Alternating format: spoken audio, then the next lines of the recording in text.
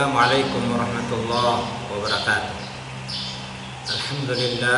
Alhamdulillahi rabbil alamin wal 'aqibatu lil muttaqin wala udwana illa 'alal zalimin. Asyhadu an la ilaha illallah wa asyhadu anna Muhammadan 'abduhu wa rasuluh. Kaum muslimin dan muslimat yang berbahagia, tentu kita sangat bersyukur kepada Allah Subhanahu wa taala bahwa yang pertama kita diberikan kesempatan oleh Allah Subhanahu wa taala menjadi hamba Allah yang terbaik dengan diturunkannya petunjuk yaitu Al-Qur'an, kemudian diutus Rasulullah SAW sebagai contoh tauladan. Kemudian Al-Quran menjadi konsep kehidupan yang mengantarkan manusia menjadi baik. Itu ditentukan oleh sejauh mana dia mengamalkan Al-Quran. Nah, di dalam Al-Quran Allah memberikan satu metode atau konsep untuk berislam yang benar, bahwa tahapan-tahapan turunnya Al-Quran itu adalah konsep dari Allah, bukan buatan Rasulullah, bukan Rasulullah yang merekayasa, tapi Allah yang mendesain. Desainernya itu adalah Allah, sehingga Al-Quran ini tidak bisa kita melaksanakan secara sembrono begitu saja, tapi melalui tahapan-tahapan berislam itu dengan tahapan-tahapan Qur'annya itu, kemudian kita akan menemukan luar biasa Allah menurunkan Al-Quran ini secara bertahap, mulai dari Al-Alaq ayat 1 sampai 5. Dari situ proses kesadaran berislam, proses kesadaran bersyahadat itu lahir, dari Iqra bismi rabbikal ladzi khalaq. Jadi keislaman yang diproses melalui Iqra bismi rabbikal ladzi khalaq itu tanpa pemaksaan, tanpa ada pemaksaan, tanpa merasa berat untuk melaksanakan Islam itu, karena hadir dari proses pemahaman dan kesadaran. Betapa banyak sekarang orang berislam itu ikut-ikutan, karena budaya, karena tradisi, karena nggak enak, sehingga kesannya terpaksa ikut-ikutan, bukan melalui proses kesadaran lewat membaca Iqra bismi rabbikal ladzi khalaq. Ini yang kita temukan. Kemudian Islam begitu mayoritas tapi tidak berkualitas, karena nilai syahadat yang hadir pada dirinya itu betul-betul bukan dari proses kesadaran, hanya dari formalitas saja. Dan ini yang harus kita kembali rekonstruksi ulang syahadat kita, untuk bisa menemukan jati diri kita yang sesungguhnya, bahwa kita ini adalah makhluk yang diciptakan oleh Allah, dan tidak memiliki kelebihan. Tidak ada kelebihan yang kita miliki sesungguhnya, karena dasar penciptaan kita dari alat, dari mani, min nutfatin idza tumna, dari ma'in, dari air yang hina. Jadi dari situlah Allah memformat kesadaran manusia bahwa yang mulia hanya Allah, manusia itu hina.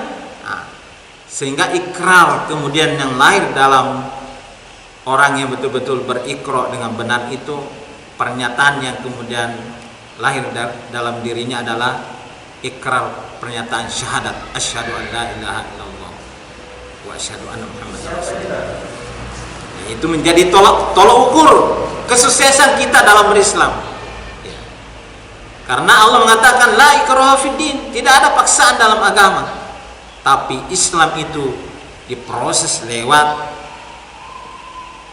kita berikrar. Setelah itu kemudian lahir syahadat, maka surah yang kedua turun adalah surah Al-Qalam.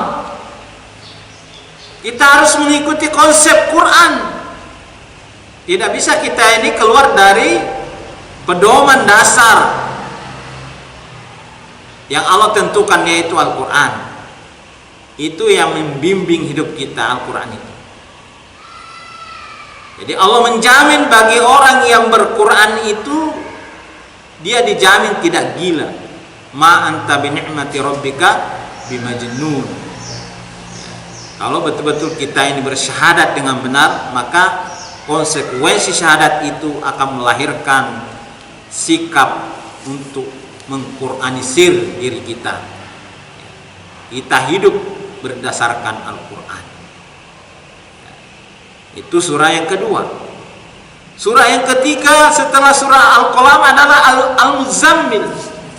Untuk bisa mewujudkan peradaban Islam, menegakkan nilai-nilai Quran ini, tidak bisa kita dengan bermodal apa adanya, tapi perlu modal kekuatan dari Allah, spiritual. Disuruh kita bangun menghadap kepada Allah, ya. Yaitu surah Al-Muzammil, ya ayyuhal muzammil qumil laila illa qalila. Disuruh bangun, bangun untuk menghadap kepada Tuhan. Laporan, minta kekuatan kepada Allah.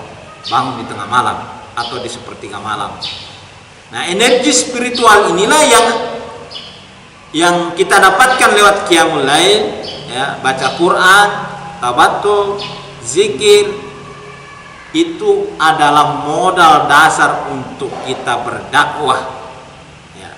Dalam surah Al-Mudaththir kemudian seterusnya, ya ayyuhal mudaththir qum fa'anzir, suruh kita bangun yang kedua, bangun yang pertama untuk menghadap kepada Allah, tapi bangun yang kedua untuk menghadap kepada manusia, menyampaikan, menyerukan, ya, dakwah ini ilallah.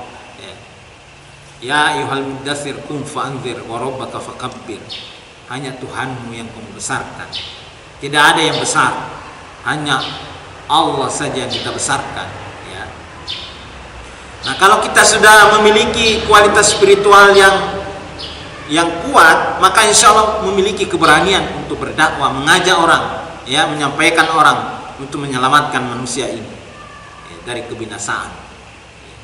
Da'a ilallah, ya, mengajak di jalan Allah, ya, menyerukan manusia ini supaya kembali kepada Allah. Nah, setelah itu kemudian surah Al-Fatihah. Surah Al-Fatihah ini adalah tatanan peradaban kehidupan manusia yang diwujudkan, ya, lewat sholat berjamaah. Di situ bentuk kepemimpinan. Di situ ada ketaatan, kepatuhan kepada kepemimpinan, ya. Sehingga manusia ini dibingkai oleh gerakan sami'na wa ata'na, sami'na wa ata'na kepada imam. Nah, di dalam surah Al-Fatihah ini mewakili semua Al-Quran. Makanya disebutkan Ummul Quran, induknya Al-Quran. Semua tercantum, semua yang ada dalam Al-Quran itu sudah menginduk di situ. Sehingga tatanan peradaban Islam ini sudah terwujud bila surah Al-Fatihah ini sudah betul-betul kita laksanakan. Artinya bahwa sudah bertemu dengan Allah, ya. Sudah Bismillahirrahmanirrahim, sudah Alhamdulillahirabbil alamin. Kalau dalam surah Al-Alaq tadi Iqra, baru Iqra bismi rabbik, baru atas nama Rabb, tapi ini sudah Bismillahirrahmanirrahim. Nah, proses inilah yang harus kita pahami sehingga kita berislam ini tidak ikut-ikutan, tidak karena budaya, tidak karena tradisi, tapi betul-betul karena kesadaran lahir dari proses berikrar sehingga bersyahadat dengan benar, berislam dengan benar. Terima kasih, semoga ada manfaatnya. Assalamualaikum warahmatullahi wabarakatuh.